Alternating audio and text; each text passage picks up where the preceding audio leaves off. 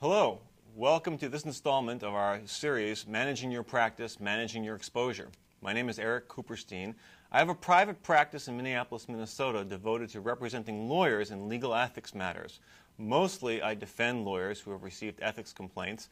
I also advise lawyers on prospective ethics problems, do some expert witness work, and advise lawyers in law firm breakups.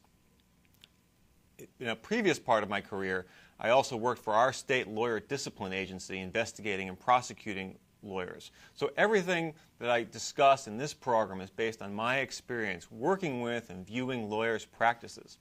This program is screening, recognizing, and avoiding conflicts of interest, focusing on mostly the mechanics of having a conflicts checking database and avoiding conflicts of interest. So we'll be discussing in the next few minutes the importance of a conflicts database, how you should maintain and use a conflicts database, some of the conflicts commonly overlooked by lawyers, and the provisions that you want to include in a written conflicts waiver that is signed by your client. So let's start by talking about conflicts databases generally.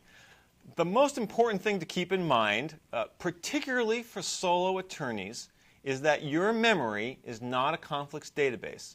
We are sometimes overconfident in our ability to remember who we have or have not represented.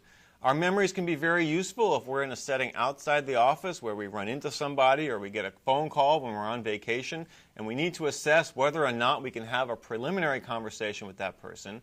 But it is very important, and your malpractice insurer is very concerned that you not rely solely on your memory as your conflicts database.